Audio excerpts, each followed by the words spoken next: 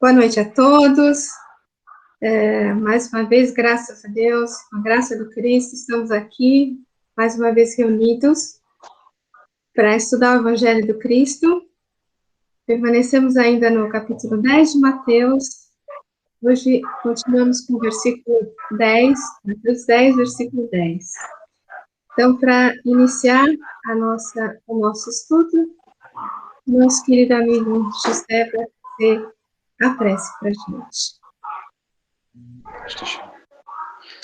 Então vamos agora elevar o nosso pensamento a Deus, a Jesus, mentalizar o nosso Mestre Jesus nesse momento, que Ele possa amparar a todos aqui conectados, também aos familiares de todos nós que estamos aqui, que estejamos com os corações abertos para receber esse nosso irmão tão ilustre, que tantos ensinamentos nos deixou, que estejamos agora também com a mente aberta, para que possamos aprender um pouco mais sobre essa grande obra que Jesus nos deixou, que nos brindou durante a sua passagem pela Terra enquanto encarnado.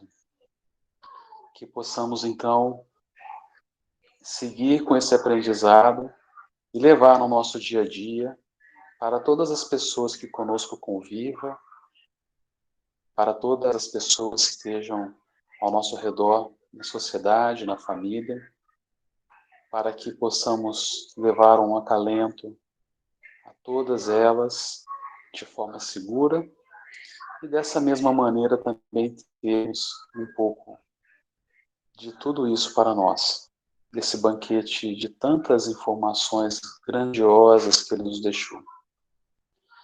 Que o Mestre possa estar conosco, hoje, agora e sempre. Que assim seja. Que assim seja.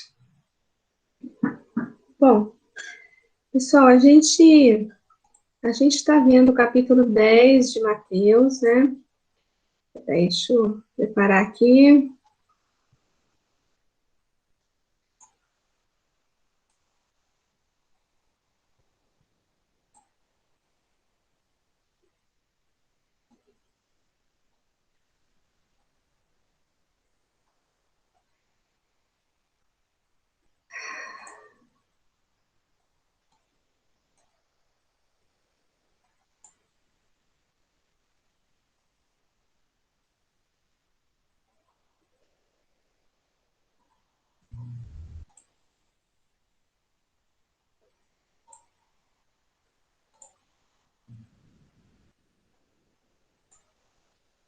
Muito bem. E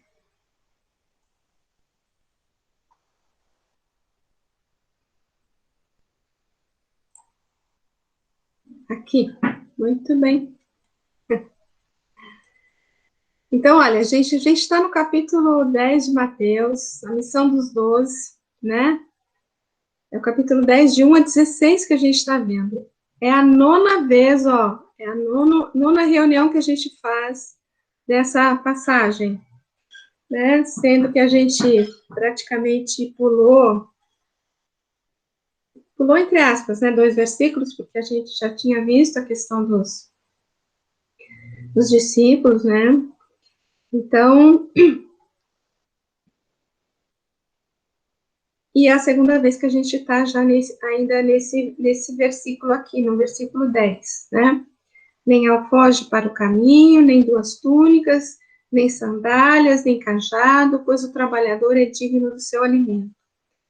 Na semana passada, a gente comentou bastante a questão do alforje, né? Lembra? Né? Alforje, aquela bolsa que tem dois lados e que pode representar 2 aspectos, 2 interesses. Então, um dos interesses pode ser a questão de trazer as recompensas, né, de volta. Então, quem levasse um alforje, levando essa intenção, não seria com a intenção exclusiva de trabalhar com Cristo, mas com a intenção os segundos interesses, né? O interesse de recompensa, né? Então, ele aconselha o não levar o foge para o caminho. A gente não falou ainda das túnicas aqui, mas a gente começou a falar das sandálias, né? A gente meio que mudou um pouco aí a sequência, mas tudo bem, depois a gente fala das túnicas. A gente começou a ler isso daqui já, né? Só para a gente retomar a questão da sandália, né? A gente lembrou esse aqui, ó. Os pobres andavam descalços, as sandálias só eram utilizadas para longas jornadas. Sem a necessidade de sandálias, pode nos dar a ideia de que, no primeiro momento, os principais e mais necessários trabalhos estão junto aos mais próximos. Muitas vezes, o trabalho essencial está ao nosso lado, ou até mesmo dentro de nós, a nossa melhoria. Trabalhos estes que são fundamentais que sejam feitos antes de procurarmos ou iniciarmos novas etapas da nossa jornada. Foi mais ou menos isso que a gente comentou, né? Que muitas vezes a nossa volta, junto com os familiares, junto com os amigos, com as pessoas mais próximas, a gente já pode atuar intensamente, né, junto com Cristo. E mais próximo ainda é dentro de nós, né? Que é a nossa primeira missão, nós mesmos, né? Viemos aqui para nos tornarmos pessoas melhores. Então, esse seria o nosso primeiro grande trabalho. E a nossa primeira missão, digamos assim, seria junto da nossa família, né? Então, lembrando isso, que muitas vezes a gente está com muita coisa para fazer bem pertinho da gente, que a gente não precisa ir tão longe, não precisa ir buscar tão longe. E lembro que a Zezé também comentou que o fato de não ir tão longe seria o fato de da gente fazer até onde a gente alcança, né? E existe um limite das nossas possibilidades, das nossas capacidades mesmo, né? Eu não sei se foi a Zezé mesmo que lembrou a questão acho que sim, foi a parábola dos talentos, não é isso? Que os talentos são distribuídos para as pessoas à medida da capacidade de cada um, não é? Então, se ele deu 5 talentos para um e só um para outro, é porque aquele que recebeu 5, ele tinha mais condições. Então, ele tinha condições de calçar sandália e buscar um trabalho mais longe, né? Para aquele que ele entregou só um, o senhor da vinha, que é Deus, né? Representa Deus. Ele sabia que aquele nosso irmãozinho não tinha tantas possibilidades. Ele deu um talentinho para ele trabalhar, e mesmo assim ele não conseguiu trabalhar com aquele talentinho, né? E o que mais que a gente viu? Comparando com o alforje, se não levar o alforje significa estar disposto a renovar o alimento espiritual, não levar a sandália significa se propor a caminhar em novas bases. Não adianta andar nos mesmos pisos das mesmas bases que temos adotado até aqui.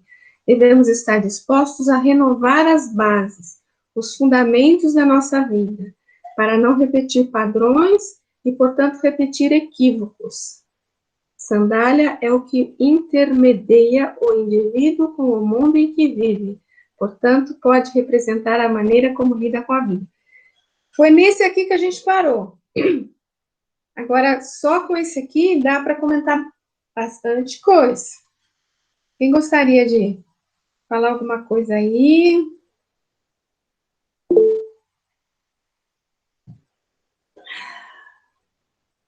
Alguém levantou a mãozinha? Eu. Sim, desculpa.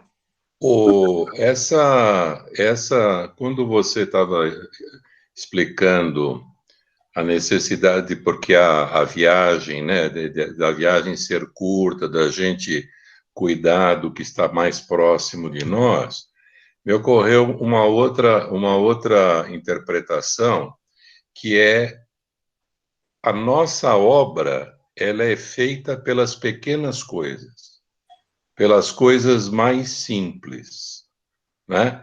Porque é o conjunto das coisas mais simples, é o conjunto da obra realizada pelas obras mais simples, pelas coisas mais simples, que a gente constitui a grande obra, né?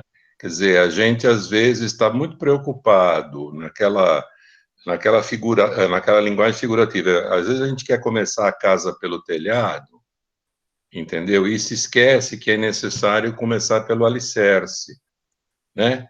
E o alicerce é algo que a gente trabalha e muito pouco se vê num primeiro momento, né? Só depois é que a gente percebe a importância do alicerce bem feito, bem construído. E as pequenas coisas são esse alicerce, né? Às vezes a gente quer fazer grandes obras, coisas monumentais, grandes esforços, e às vezes a gente corre o risco, como você diz, a gente se frustrar por não conseguir ou por não atingir aqueles objetivos que a gente gostaria de atingir.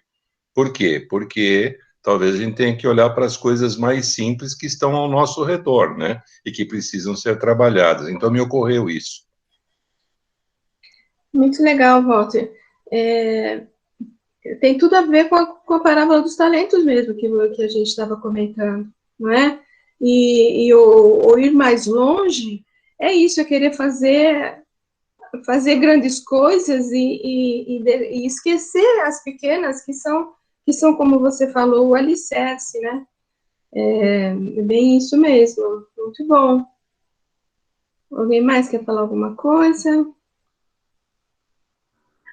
Se a gente for observar a passagem de Jesus, né, foi assim, na casa de Pedro, né, tudo ali perto, com as pessoas simples, caminhando, falando. Não foi ele que foi ele, né? Ele que é ele. Deu esse exemplo, né? Assim, eu também me ocorreu muito isso, a questão do lar, né? Da casa da gente, né?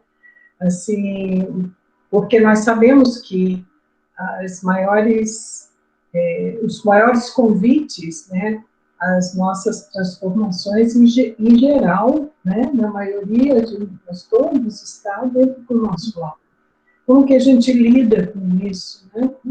De que maneira, se a gente não está fugindo dessas, né, querendo calçar sandálias e para bem longe, né, desses desafios que às vezes a gente tem que enfrentar, né? Hoje vivemos uma situação que nos convida a fazer essas reflexões, né, esses questionamentos, realmente que é preciso trabalhar com mais profundidade, né, essas questões que estão, assim, mais próximo de nós, né, querido? É isso. Muito bom. Ouvindo a Zezé falar, eu pensei, né? É não fugir de si mesmo. Não significa que trabalhar distante você não está trabalhando. Mas eu acho que o trabalho mais complexo para a gente hoje em dia é essa questão de se encarar realmente, né? Se encarar de uma forma sincera, né? E tem um outro aspecto também, viu, Silvia, acrescentando a isso que você está falando, que é o seguinte: a gente às vezes tende a encontrar resposta para o sucesso que a gente está procurando, para o êxito, no outro. Então, às vezes é importante para mim fazer uma coisa mais bonita para encontrar a aprovação do outro, quando, na verdade, é o que você está falando, a gente tem que procurar a aprovação de nós mesmos, né, da consciência da gente, né, de que a gente superou uma determinada dificuldade, de que a gente não entrou por um caminho que estava muito chamativo, mas que depois podia nos levar a consequências maiores. Mas a gente ainda, às vezes, iludido pelas coisas materiais e pelo conjunto social que a gente vive, a gente, às vezes, precisa muito da aprovação do outro, né? Como se a aprovação do outro fosse algo perene e não fosse passageiro. Eu estava me referindo especificamente, assim, ó, por exemplo, a maioria de nós aqui trabalha ou é voluntário em uma casa espírita. Quantas vezes a gente não acolhe uma pessoa, a gente consegue levar alguma luz para resolver alguma questão que a pessoa traz familiar, né, com os ensinamentos do Cristo. Nos parece mais fácil fazer isso quando a gente está tentando auxiliar o próximo. Só que, às vezes, a gente tem esse mesmo problema dentro de casa e tem dificuldade de estar trabalhando ele. Né? Então, eu acho que essa reflexão de não ir tão longe tem isso.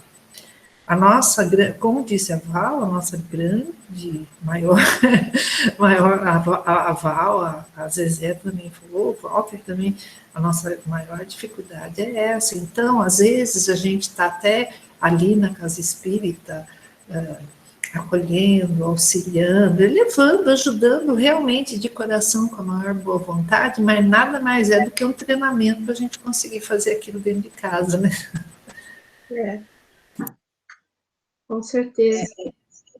Eu acho que só pegando um gancho no que o Walter disse, quando a gente pensa em aprovação, a gente tem que tomar um cuidado tão grande para não guardar nos alforjes do nosso coração, né?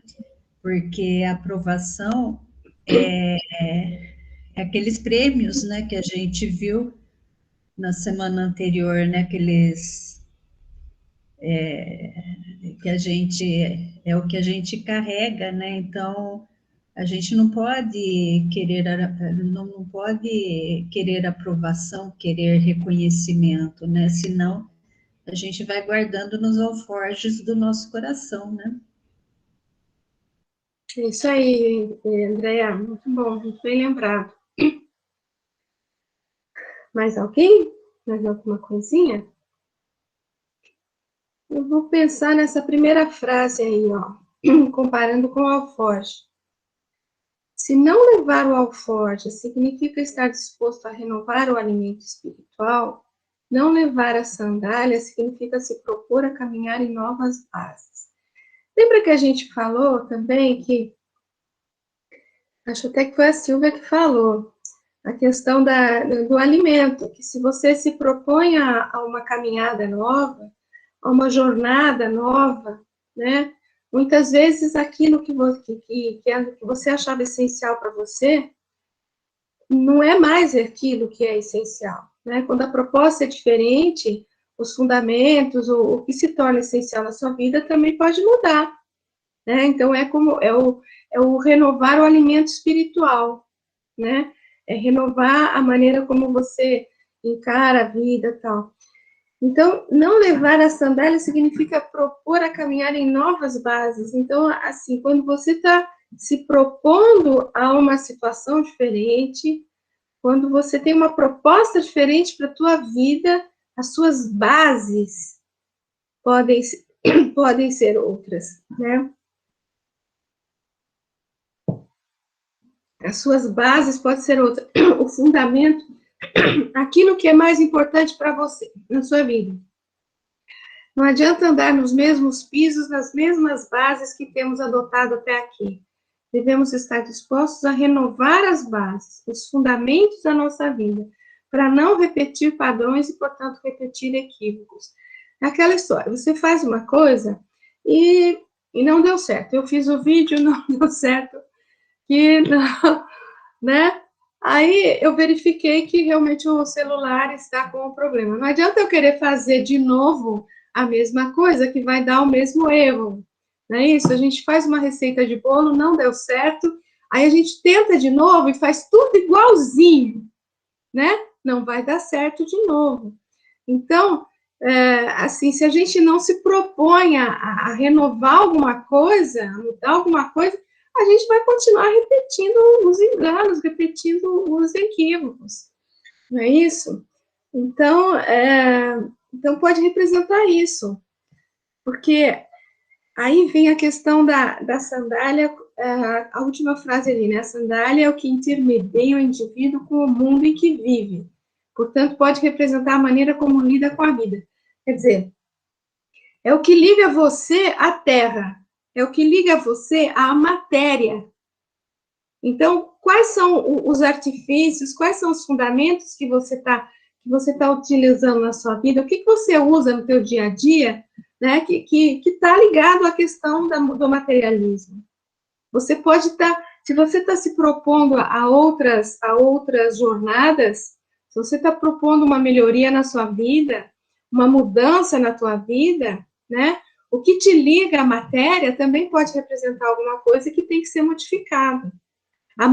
O que te liga à matéria no sentido assim, a maneira como você lida com as coisas materiais, né? Ou a maneira como você encara os seus recursos materiais, ela também tem que ser revista, vamos dizer assim, se você se propõe a uma nova vida, uma nova proposta, uma nova jornada, né?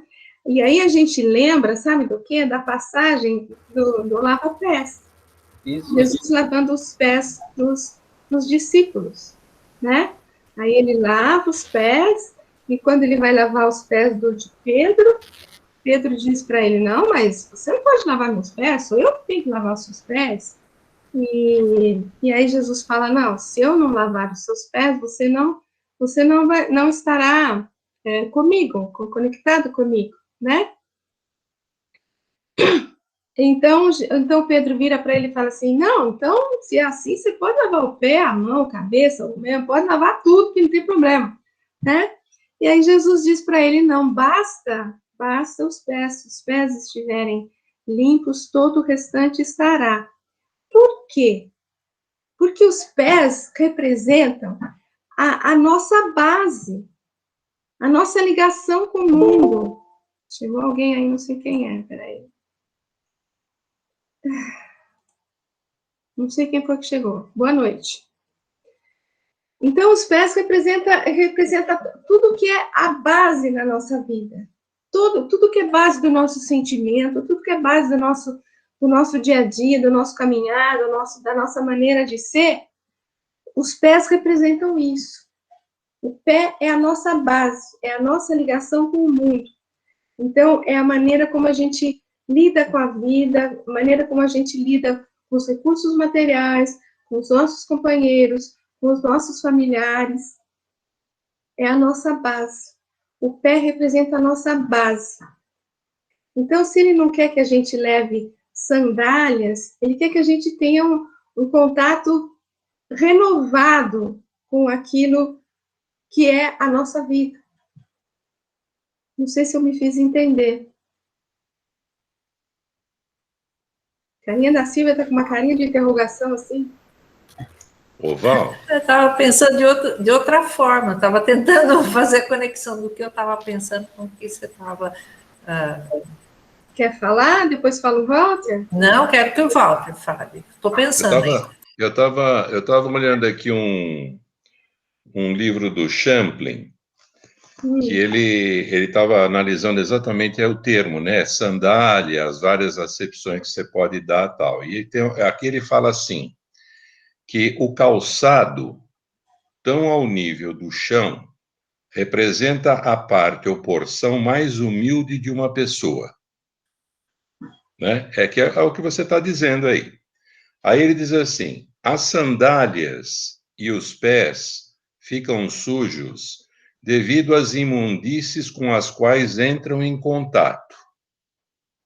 Isso simboliza como a vida diária contamina espiritualmente o indivíduo e como o crente precisa de purificação diária. E aí ele dá o exemplo do lava-pés que você deu. Né? Então, quer dizer, pegando isso que você falou, que é exatamente o que ele está dizendo, o que está dito aqui, de outra forma, mas é o que está dito. E a busca de a gente andar, talvez, por caminhos mais limpos, menos imundos, né? Para não estar tão contaminado. E também, Walter, lembrando pegando essa questão aí do contaminado, tem lá a questão no Livro dos Espíritos que fala, e o Evangelho do Espiritismo também fala, que o Espírito não nasceu para ficar isolado, ele nasceu para viver em comunidade, né? Senão sozinho o Espírito se estiola, está lá no Livro dos Espíritos, né? Então, é assim, o fato de não levar sandália é fazer com que o discípulo que estava em aprendizado, que entre sim em contato com o mundo, entre em contato com as pessoas, né?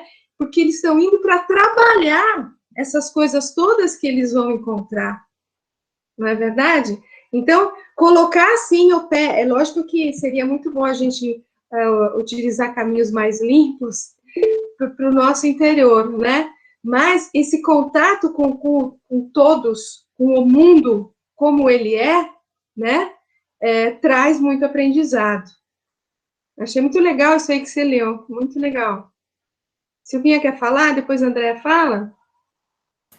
O que eu tinha refletido era mais isso mesmo, essa necessidade de estar em contato com a realidade que nós temos e a necessidade de construir uma nova realidade, né? Nesse caminhar, né? A não estar com a sandália, para mim, remetia mais a isso. Muito legal. Mas é muito bom a gente ouvir tantas interpretações, né? Essa coisa da sandália, eu vou ser bem honesta, né? Eu ouvi do Arthur, né? Não chegaria a essa conclusão nunca. Sozinha, não chegaria a essa conclusão nunca. Foi um estudo que eu ouvi dele. E eu recomendo, tem uma palestra muito antiga do Arthur, que é o Lava Pés. Eu até ia assistir de novo, mas meus dias últimos aí foram tão tumultuados, eu não consegui assistir de novo. Eu recomendo, eu posso até buscar e colocar no grupo lá, porque é uma palestra maravilhosa que ele fez.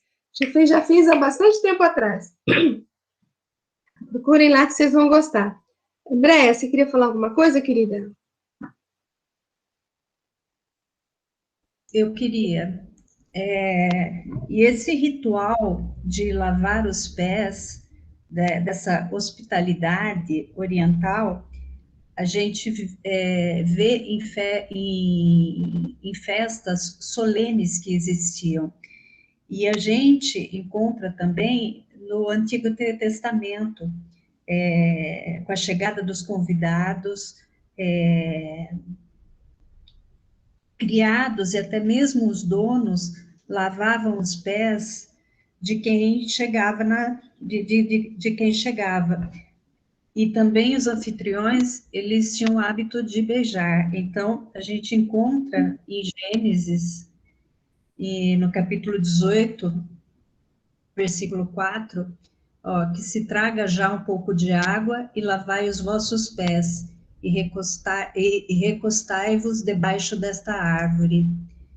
Em Êxodo também, 18, versículo 7, então saiu Moisés ao encontro de seu sogro, e inclinou-se, beijou, e perguntaram um ao outro como estavam, e entraram na tenda, e um lavou o pé do outro.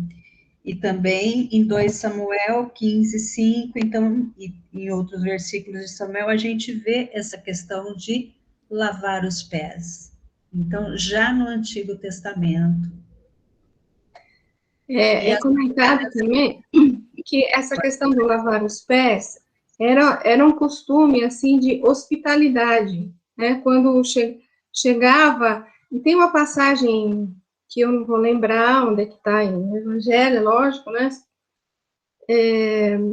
Que Jesus vai na casa de alguém para uma refeição, né? E enquanto ele está lá na refeição, entra uma mulher e por trás dele começa a lavar os pés dele, né? Tem gente que diz que era Madalena, tem gente que diz que não era Madalena, mas, enfim, era uma mulher que era conhecida como uma mulher com uma vida não muito correta, né? E ela entra por trás, lava os pés de Jesus, despeja um óleo perfumado nos pés de Jesus e enxuga, lava os pés com lágrimas dela, né? E enxuga, põe o óleo e enxuga os pés com os cabelos dela, né? E o anfitrião da casa fala para ele, né? Se você não é profeta, coisa nenhuma. Se você fosse profeta, você saberia que essa mulher aí é impura, né? E aí ele conta aquela parábola do...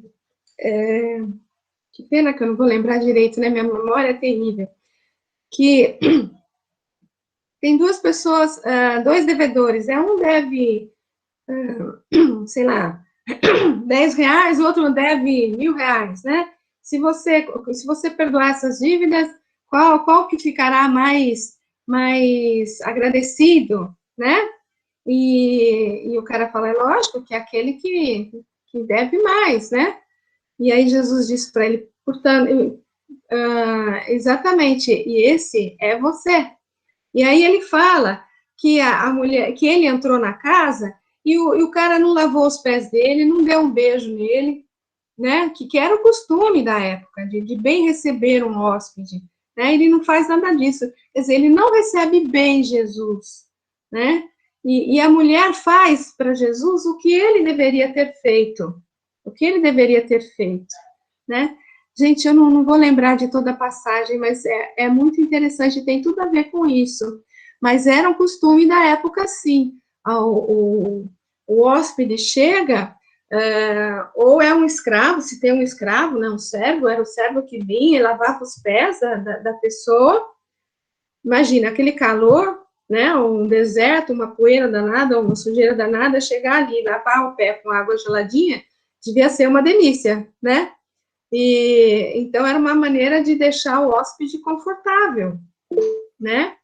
E então existia assim esse costume. Eu vou ver direito essa passagem também, vou colocar de novo. Val, enquanto você contava a passagem, eu puxei aqui, Lucas capítulo 7, versículos 36 a 50, que é o banquete na casa de Simão o fariseu. Isso mesmo. O Simão o fariseu, exatamente. Lucas capítulo 7, versículos 36 a 50.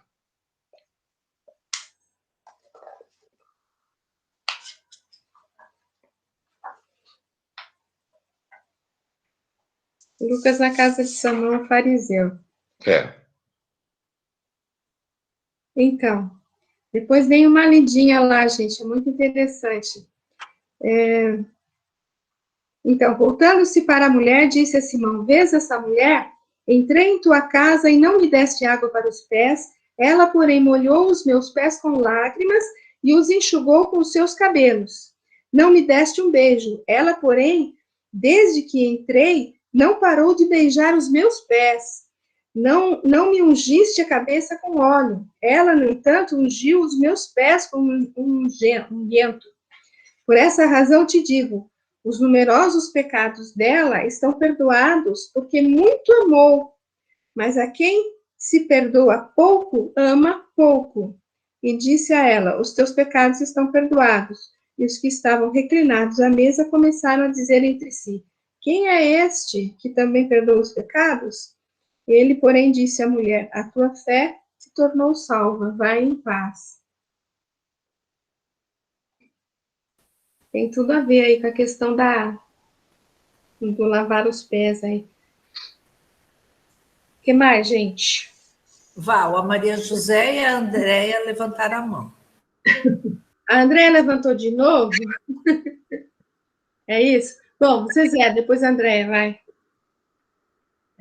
Não, eu estava aqui pensando, né? Imagina, a gente, quando vai numa festa, né? Quem não for numa festa e o sapato apertou, e você sentir dor nos pés é um negócio assim terrível, né? E você fica com os dedinhos assim, não vê a hora de chegar em casa e se livrar daqueles sapatos. Mesmo assim, às vezes fica ainda dolorido, né? Dependendo do quanto a gente dança. Imagina esse povo andando do jeito que eles andavam, né? Daquele sol, aquela poeira. Então, era um costume muito apropriado, né? E eu estava associando isso à questão do alívio da dor do outro, né? Porque imagina você receber uma massagem, uma água fresca nos pés que estão, né, doloridos e tal.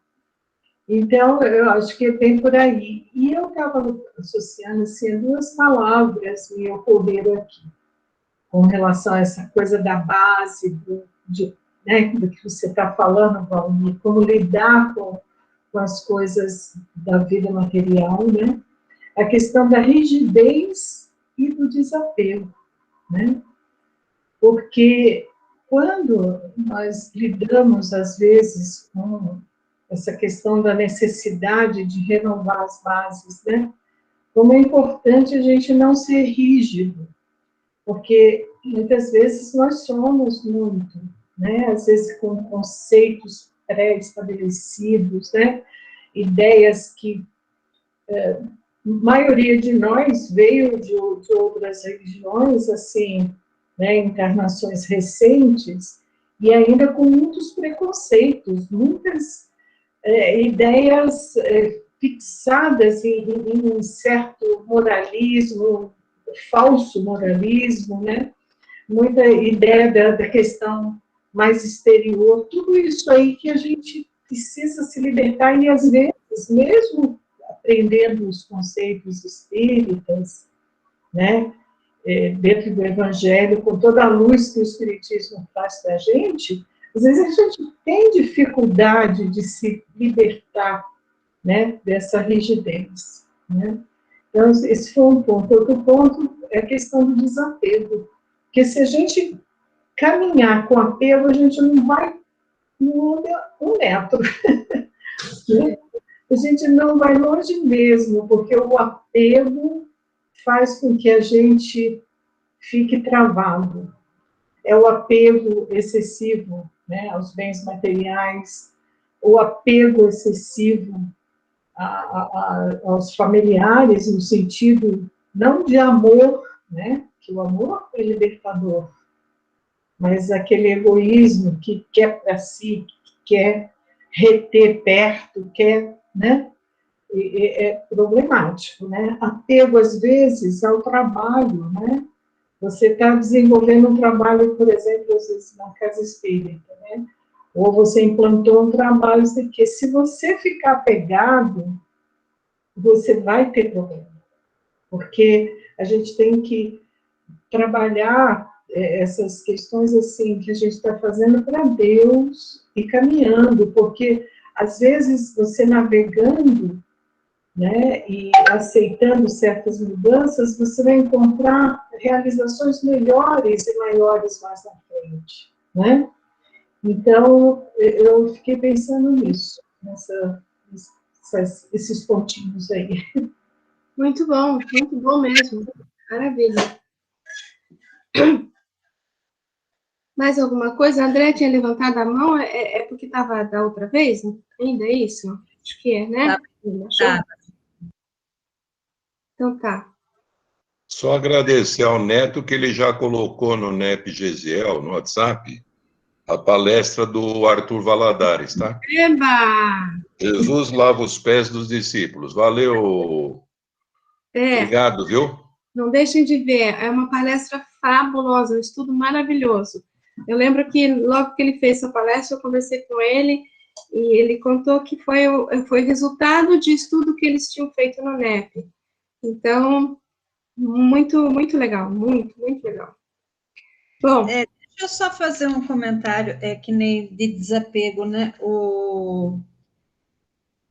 João Batista, quando batizou Jesus, ele está em Lucas, capítulo 3, versículo 16, ele se referiu que ele não se achava digno de desatar a correia das sandálias e tirar as sandálias para batizar Jesus, né? Então, é mais uma referência às sandálias e da gente ser humilde, né? Muito bom mesmo. Bom, vamos seguir um pouquinho?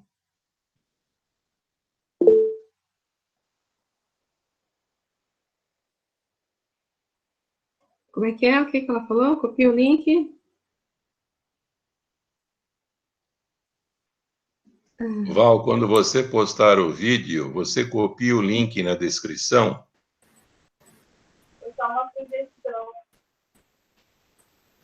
Eu não entendi o que ela quis dizer. Em todo caso... Mas foi o Neto colocou no WhatsApp do NEP Gesiel. É só clicar em cima e abrir. Ah, tá, link da palestra.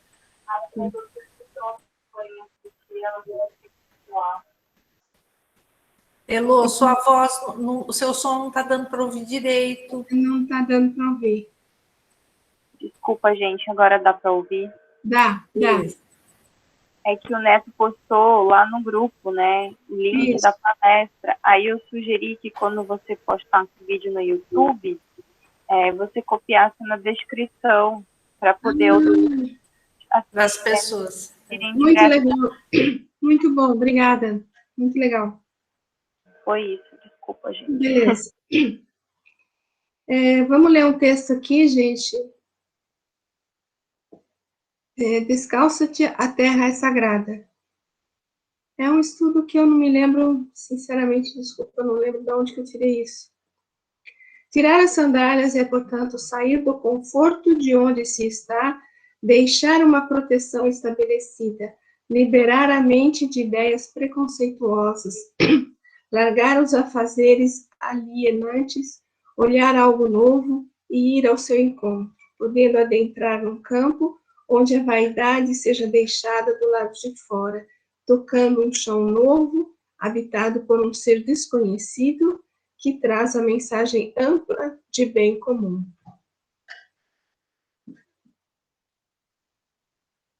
Comentários?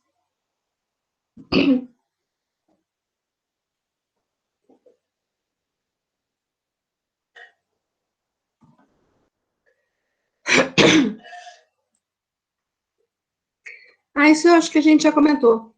O homem foi criado para viver em comunidade. Sozinho, seu espírito se estiona. Ninguém progride sem o contato com o mundo. Isso vai de encontro com aquilo que o Walter comentou, né? Ninguém progride sem o contato com o mundo, bem distante da ideia da pureza que trabalha com o isolamento do mundo. Porque quando você fala do pé em contato com o chão, você vai sujar. Então, você põe a sandália para não sujar, vamos dizer assim, para não sujar o pé, né? Então, parece uma contradição dizer isso, que tem que ir sem a sandália, né? Mas é a ideia de não trabalhar com o isolamento do mundo, né? De estar em contato com o mundo, né? Parece até meio anti-intuitivo tirar a sandália para procurar o contato com o divino, com o alto, quando o Criador diz para tirar a sandália para ficar mais puro, porque a gente pensa que tirando a sandália o pé vai ficar mais sujo, mas é o símbolo que ninguém evolui distante do contato com as imperfeições. Não representa ser condescendente ou aplaudir esses padrões do mundo. Como diz Jesus, não peço que os tire do mundo, mas que os livre do mal.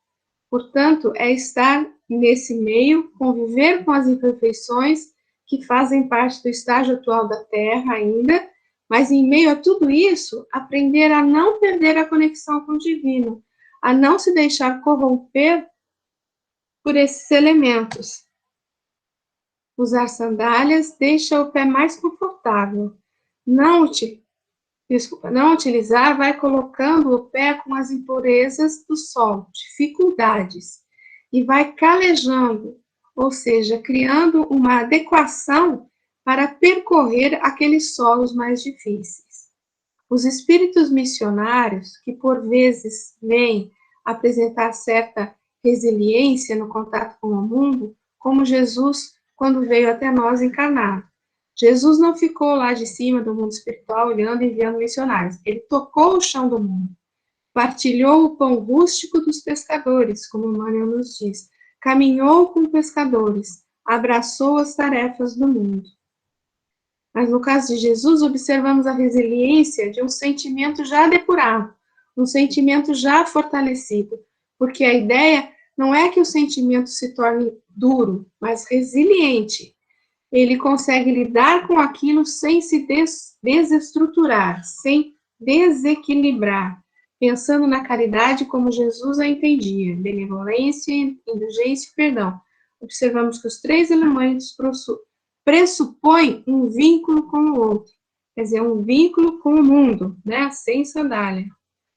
É um texto, tem bastante coisa aqui, né, eu vou voltar.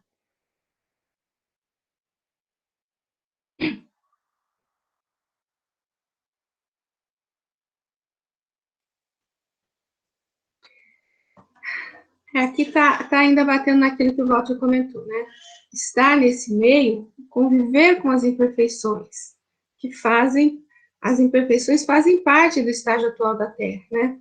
Mas em meio a tudo isso, aprender a não perder a conexão com o divino, a não se deixar corromper com esses elementos, que é o que a gente já comentou, né?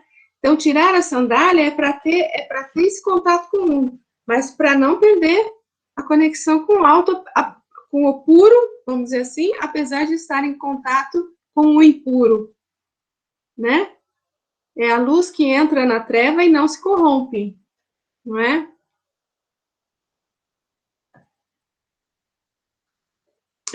Deixa o pé mais confortável, quer dizer, não utilizar significa que você vai estar em contato com as asperezas do solo. As asperezas do solo a gente pode entender como as dificuldades, né? Então, vai calejando, ou seja, vai criando uma resistência com relação a certas situações, que é o que ele chama de, que é a resiliência, né? E aí, ele fala dos espíritos missionários que vêm para o mundo e apresentam certa resiliência. Quantos missionários que passaram por tantas dificuldades nesse mundo, não é isso? Passaram por tantas dificuldades e passaram bem. Você pega um Chico, por exemplo, ele tinha o pezinho super calejado, gente, não é isso? Porque ele passou por tanta coisa, mas ele não perdeu o contato com o alto, né? Não se desestruturou, não se desequilibrou, apesar de tanto ataque que sofreu, de tanto solo rústico que ele passou, né? Ele não se desequilibrou. E Jesus também veio, né? Mais do que todos eles, né? Partilhou o pão rústico dos pescadores, caminhou com os pescadores, abraçou as tarefas do mundo, mas não se desestruturou, é lógico, também era Jesus, né? Jesus já tem um sentimento, como ele fala aqui, um sentimento já depurado, né? Já depurado, já é fortalecido. Então, não é que o sentimento seja endurecido, né? Que o sentimento seja duro, né? Se torne uma pessoa insensível, vamos dizer assim, né? Mas que se torne resiliente, que possa passar por todas essas dificuldades, mas sem se desestruturar, sem se desequilibrar.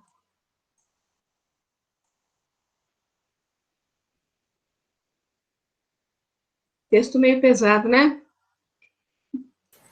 Esse texto, Val, me remeteu àquela passagem do Libertação, que logo no finalzinho do livro, que a benfeitora, né, a Matilde, a mãe do Gregório, ela chega e ali junto estavam vários espíritos que toda a equipe tinha auxiliado através do Google.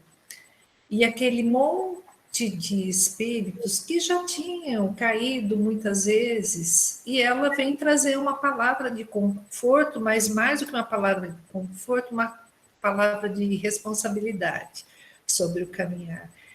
E daí ela fala sobre vocês estão preparados, vocês vão reencarnar, todos aqui estão querendo reencarnar para uma nova, construir uma nova história, se redimir perante tantas coisas que aconteceram na vida, mas estão todos, vocês já aprenderam, já conseguiram consolidar o aprendizado do perdão, vocês estão preparados para perdoar aqueles que te prejudicaram e que vocês vão encontrar de novo quando reencarnarem. E daí fala sobre essa necessidade da renovação para quando a gente reencarna, e do aprendizado que é acontecido no plano espiritual, pela bondade divina, com tantas reencarnações, e todos ali com essa vontade de traçar um novo caminho, né? De recomeçar, como a gente falou aqui, mas essa necessidade da gente aprender algumas coisas, né? Consolidar as bases através do caminhar. Ai, eu acho que eu extrapolei. Não, porque o fato de mais uma encarnação é você começar a calejar um pouco mais os seus pés, né? Na verdade, é você se propor a novamente caminhar por novos caminhos, por novos caminhos, por né? novas decisões, novas decisões, com novas asperezas do solo, para ir calejando no sentido de adequando, né? Se adequando. Conseguir superar, perdoar quando você não perdoou, né? Se aquela situação se apresentar novamente, você já é capaz de amar ao invés de odiar e estimular o ódio. Você já é, só depende de você. Então, foi um capítulo tão lindo. Gente, é muito lindo mesmo. E olha, pensando aqui na caridade como Jesus entendia, né? Ele fala benevolência, indulgência e perdão. Tudo é em contato com o próximo.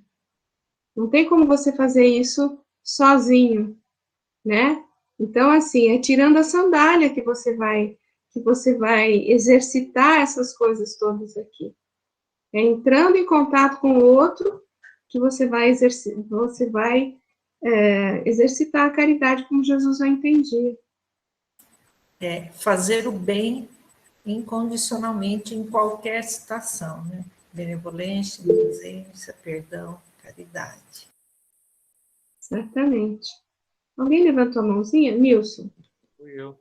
Que a gente, como a colega disse, que lembrou de uma passagem do livro, a gente também não pode esquecer do há 2000 anos, que a gente vê que Públio ele não tirou a sandália hora nenhuma, né? Só lá no finalzinho que foi tirar mais ou menos assim, depois de muitos aguilhões, né? Mas durante o livro inteiro ele ficou com a sandália ali agarrada no pé. Em contrapartida, a Lívia, ela não tira a sandália, mas ela tira a túnica. E passa a túnica para a sua serva querida a Ana. Com esse gesto, ela acaba se sacrificando, porque tirar a sandália é o sacrifício, né, de novos aprendizados ou de novos acontecimentos que você não espera, que você não vai prever o que vai acontecer. Você tira a sandália para você ter aquelas experiências que vão te fazer crescer como espírito, mas ela tira a túnica, troca a túnica com a Ana, e logo em seguida acontece, né, o martírio. Mas ela pensa no quê? Em salvar a amiga e não temer, porque Cristo estava guardando para ela, reservando para todos eles. Então aí tem esse contraponto muito, muito interessante nos dois. Muito lindo, Nilson. Essa semana eu agendei o NEP Lívia, mais para frente, é isso, só que é bem mais para frente, não sei se é julho, ou é agosto ou é setembro, a gente já está agendando lá para setembro. E eles vão falar sobre a figura da Lívia. Então, você que fez um estudo sobre isso, provavelmente eu acho que você vai ser interessante se você quiser participar esse dia aí. Já pode pôr meu nome já. A hora que ele falou, eu já lembrei de você na hora. Um grande carinho por Lívia. Lívia, ela realmente tocou meu coração. Não, Lívia, Lívia, né? Bom, gente, mais algum comentário? Vamos passar para as túnicas? Passar para as túnicas? Não levar 2 túnicas. 2 túnicas representam luxo, ostentação, em total contradição com a sobriedade, com a humildade que a gente tem comentado, né, desde o início aí do versículo, né? Mas o que a gente pode falar das túnicas, gente? Alguém tem alguma ideia?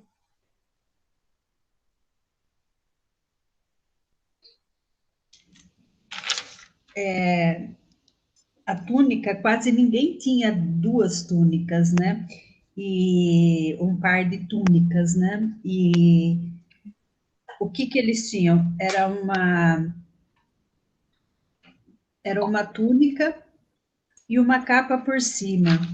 E qual que era a veste principal de Jesus? Era uma túnica, que era chamada de talar, que lhe cobria todo o corpo, e que para andar com mais comodidade era puxada um pouco para cima com um cordão. E sobre essa túnica, que era com uma cor um pouco apagada, ia um talit, que chama, que é um manto azul, cujas largas pregas permitiam entrever a túnica. Então, essas eram as vestes principais de Jesus. E aí quer dizer o quê? Que para ir humildemente vestido nas casas, né? E a mesma coisa para a gente ir em centro, né? O que eu vejo isso quando a gente vai a centro, quando vai proferir uma palestra, não ir com ostentação, né? Ir asseado, como falam, né? Ir asseado, mas ir com simplicidade, como as roupas de Jesus, né? Sempre com simplicidade. Muito bom. Eles tinham realmente a túnica e o manto, né? O talit também era chamado de manto, né? A gente lembra do cego de Jericó, né? Que joga o manto para atender o chamado do Cristo, né? Eu estou assim com uma coisa na cabeça, não sei se tem a ver, eu vou colocar aqui para vocês, né? Se fosse a questão do manto, até diria, mas pode representar a maneira como você se apresenta, né? Quase como uma máscara, entre aspas, né? Então,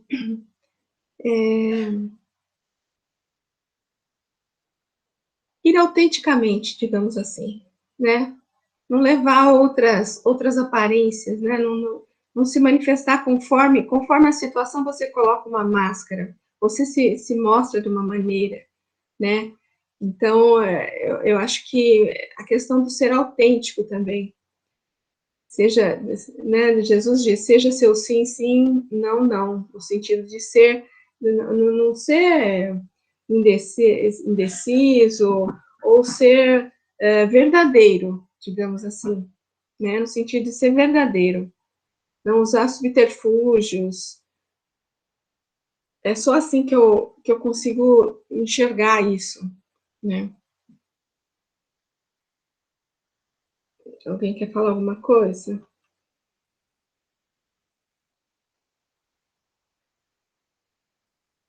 O Nilson está com a mãozinha levantada, mas acho que foi da outra vez, né?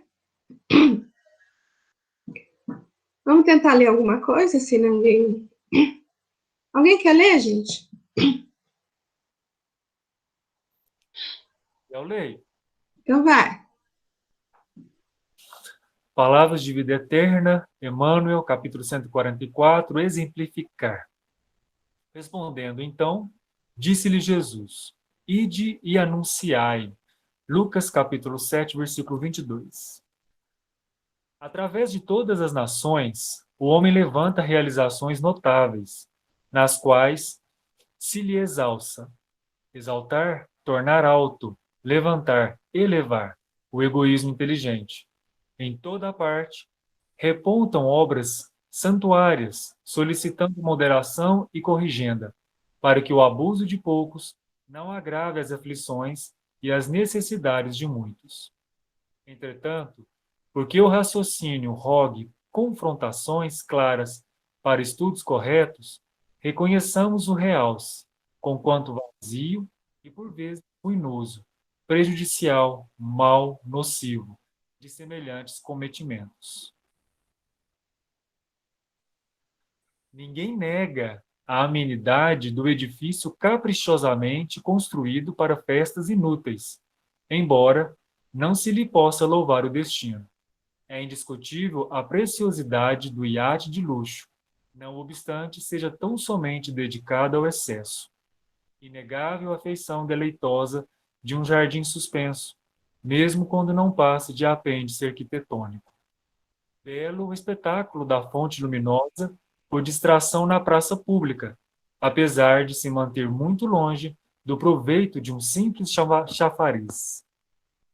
Analisando essas empresas, na lógica do Espiritismo, somos, contudo, impelidos a reconhecer que os amigos afeiçoados ao supérfluo estarão agindo dessa forma por falta de esclarecimento e orientação. A experiência terrestre, na atualidade, não desconhece que é preciso ensinar aos homens a arte de alimentar e vestir, conversar e conviver, a fim de que haja saúde, euforia, compreensão e harmonia na humanidade. Disse Jesus, em várias ocasiões, aos seguidores, ide e pregai. Nada justo, assim, reprovar-se em consideração os companheiros que ainda se encontram involuntariamente distantes das realidades do espírito. Onde o desperdício apareça por flagelo da ignorância, iniciemos a construção da verdade pelo exemplo da sobriedade, na certeza de que, em toda tarefa de educação, exemplificar é explicar. Comentários? Deixa eu voltar aqui.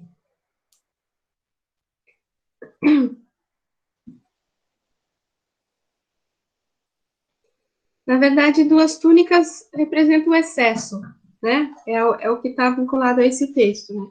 Representa o excesso, representa o supérfluo. Porque, como a Andrea comentou, né, dificilmente alguém tinha duas túnicas. Quem tinha duas túnicas eram os que tinham muito dinheiro, né? O povo era uma só, uma túnica só. E devia ser difícil deles conseguirem, né? Deles terem, comprarem, sei lá. Ninguém tinha dinheiro, né?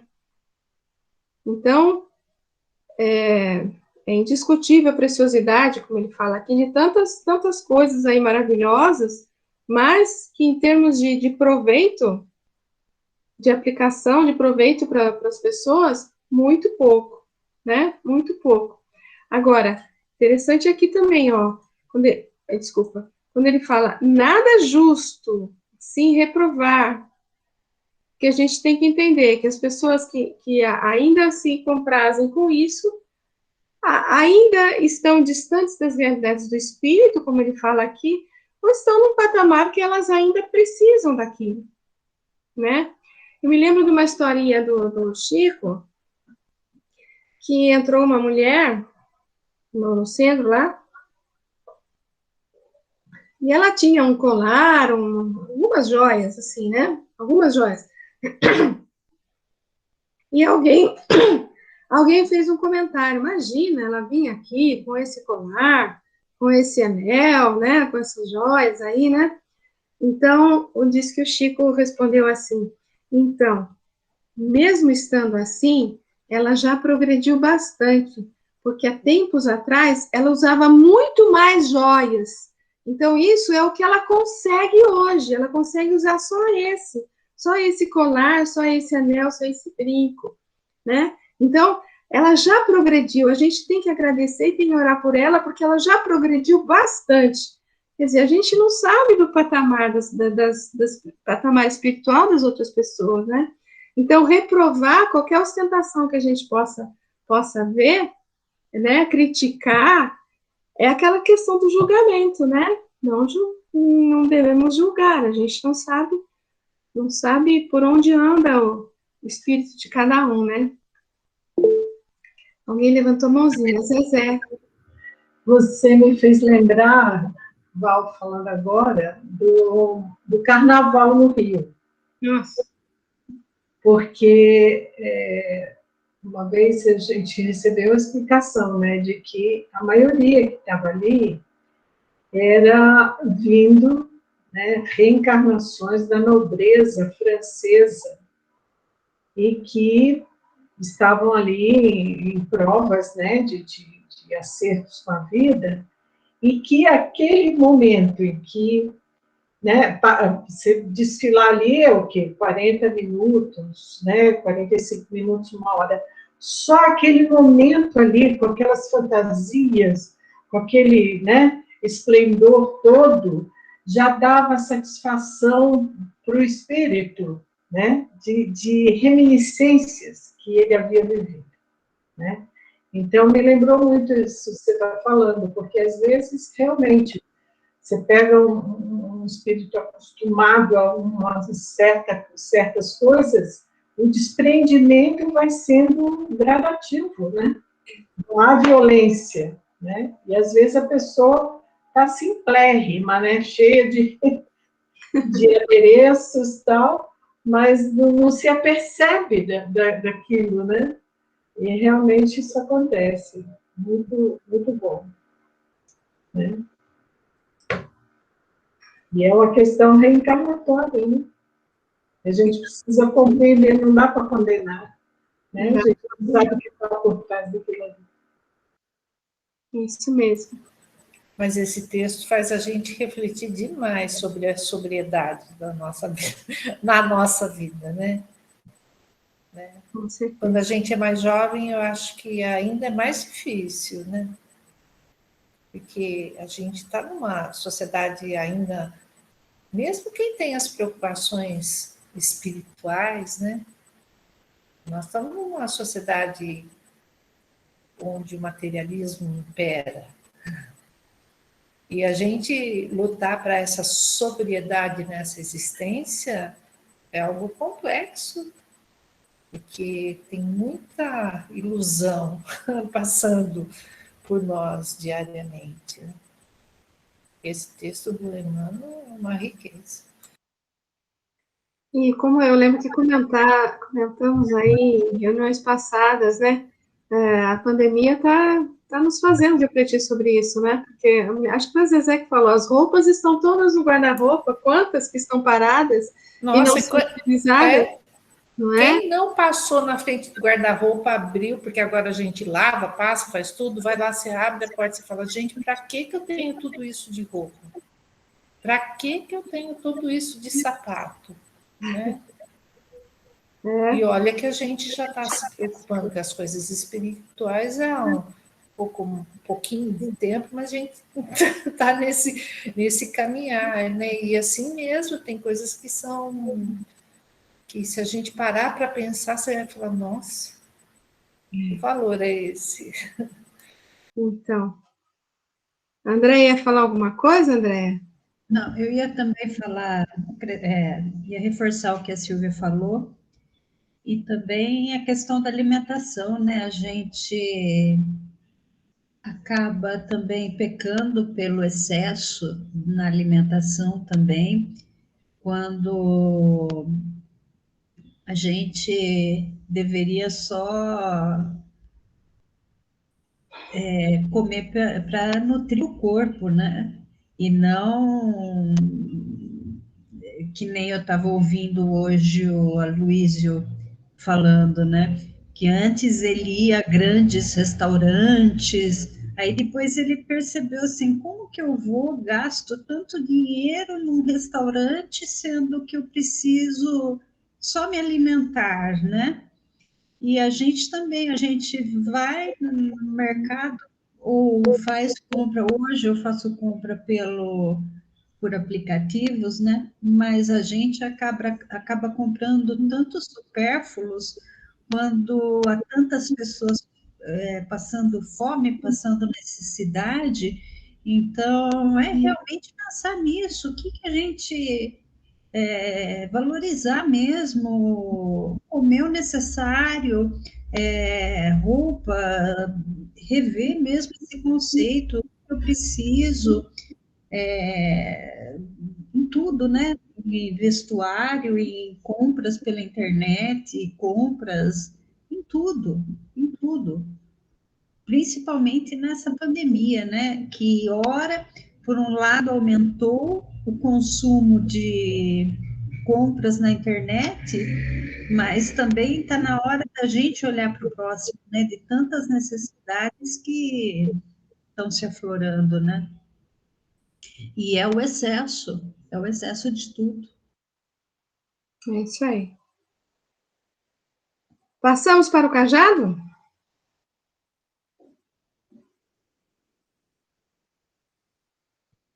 Vamos lá. Cajado pode representar instrumento de defesa ou de ataque, mas pode representar também instrumento de apoio, que nos lembra que muitas vezes usamos pessoas ou artifícios como bengalas.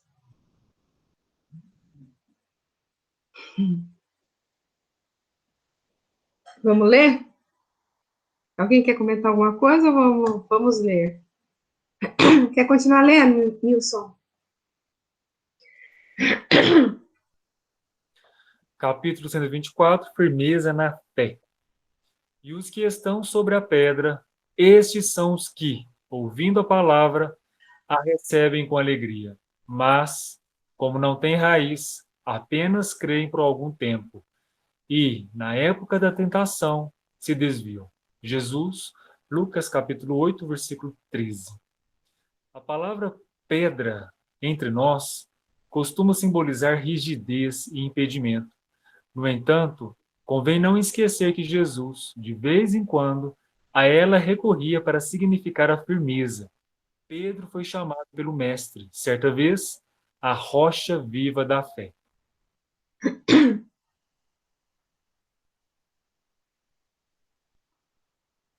O Evangelho de Lucas fala-nos daqueles que estão sobre pedra, os quais receberão a palavra com alegria, mas que, por ausência de raiz, caem fatalmente na época das tentações.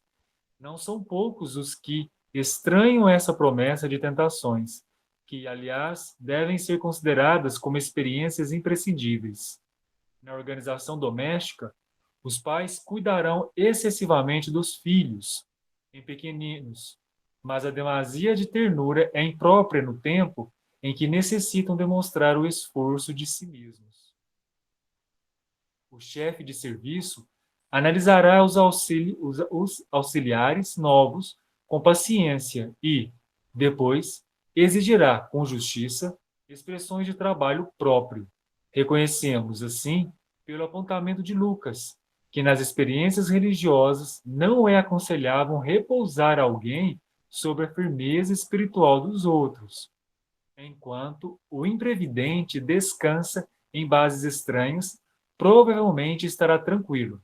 Mas, se não possui raízes de segurança em si mesmo, desviar-se-á nas épocas difíceis, com a finalidade de procurar alicerces alheios. Tudo convida o homem ao trabalho de seu aperfeiçoamento e iluminação. Respeitemos a firmeza de fé, onde ela existiu, mas não olvidemos a edificação da nossa, para a própria estável, para a vitória estável. E, voltando, Quer dizer, não adianta você estar com uma suposta firmeza, mas se não tem as bases, aquelas bases que a gente comentou lá no Lava Pés, né? Se você não tem as bases firmes, ou seja, se não tem raízes, se você já não tem o apoio próprio, né, a firmeza própria da sua fé, não adianta você se apoiar no outro, né? Verdade. Na firmeza do outro. O cajado, ele representa o Lamed, né? Que também é o símbolo que lembra os pastores, né? Então, a gente também pode pensar nesse cajado como ir em missão, né? Como apoio numa missão, pensar em Jesus como instrumento de apoio, como sendo esse apoio Jesus e Deus, né? Sempre lembrar, se a gente sair em missão de evangelizar, ter Jesus em mente, né? Como pastores que, quando a gente entra no caminho do evangelho, a gente se torna pastores, né? E temos o cajado para sempre lembrar do nosso apoio, que é Jesus, que é Deus, né? Então, mas ele está falando para a gente não levar cajado, né? Pensando aqui na questão do instrumento de defesa, o ataque, ou a questão na verdade, o lambda lá, ele representa a liderança também, né? Então, para você não ir como o dono da verdade, acredito, digamos assim, né? Eu não sei se eu não estou conseguindo me expressar direito no que eu estou pensando aqui. Ei, Val, Oi. eu pensei assim, né? No caso daquela história da pessoa que fala assim, não procura a espiritualidade, né? Reza por mim, se apoiando no outro, assim, olha, você vai lá no centro, põe meu nome lá, né? Está se apoiando. É isso mesmo. Ou se apoiando em, assim, em ídolos, né? Que também é um perigo, né? Que você não tem uma firmeza dos seus conceitos, daquilo que você pensa, você vai... tem uma mensagem, foi psicografada. Aí a pessoa fecha os olhos e toma aquilo como uma verdade suprema, e às vezes é uma bola, né, fora. Então, a gente tem que ter... Por isso que está lá no Evangelho, né? Acho que é capítulo 6, né? Espíritas, né? Instruí-vos, amai-vos, mas instruí-vos, né? No sentido da gente buscar essa força interior, buscar os conceitos e eles passarem pelo nosso crivo, né? De entendimento, de forma que a gente tenha segurança, né? No pisar. É isso aí. Gente, a gente tem só só alguns minutinhos. Nós temos um texto e depois a gente entra na questão do trabalho. O trabalhador é digno do seu alimento, né? Vamos dar uma lida nesse texto para a gente encerrar? Você pode ler, Nilson, de novo?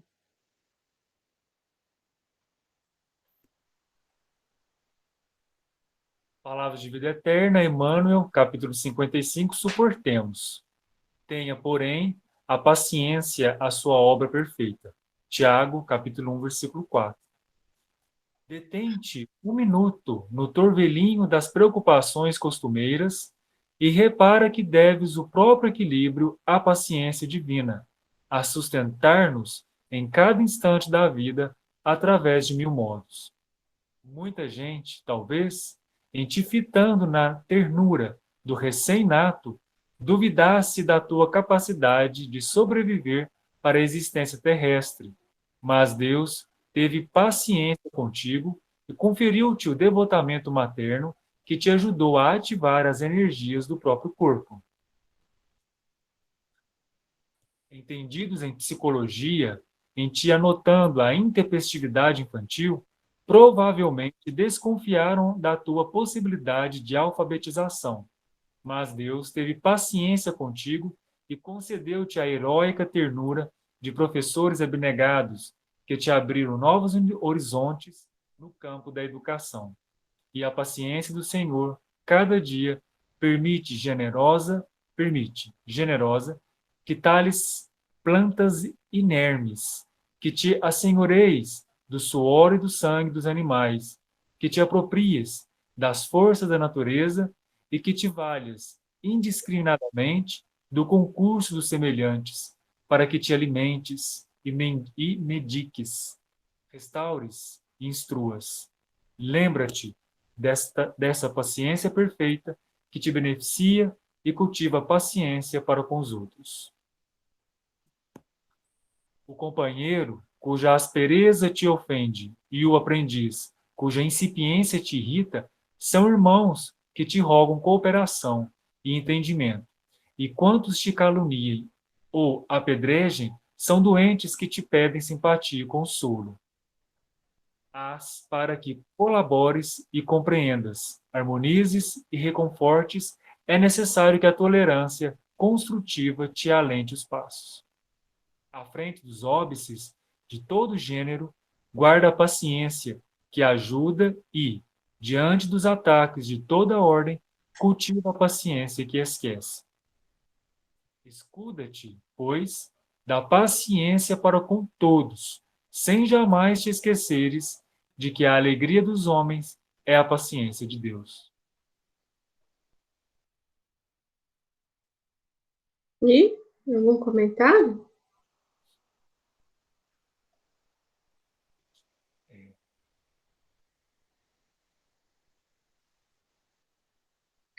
Paciência com que talvez com as pessoas que talvez precisem do seu apoio, né, da sua compreensão, né, que o cajado temporariamente ele é usado, digamos assim, né, com o recém-nato, com a capacidade de, né, com a criança que ainda não sabe escrever, né, na alfabetização, e com todos nós, o nosso cajado, como comentou a Andréia, né, o nosso cajado tem que ser o pai, né, tem que ser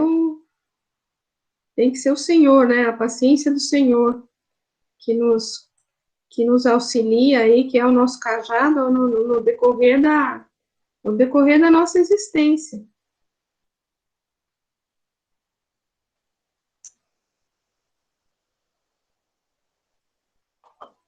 Sim?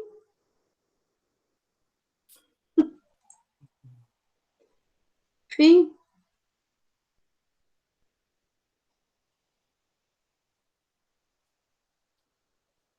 Sim. Teve gente que ficou quietinho hoje, falou nada. Vamos encerrando, gente. Agradecendo mais uma vez. Quem gostaria de fazer a prece? Hoje eu só estou aprendendo, por isso que eu estou quietinho, mas eu estou aqui. Então, tá bom, gente. Quem gostaria de fazer a prece para a gente, para encerrar? Quem gostaria? Será que eu posso pedir para a Zezé fazer?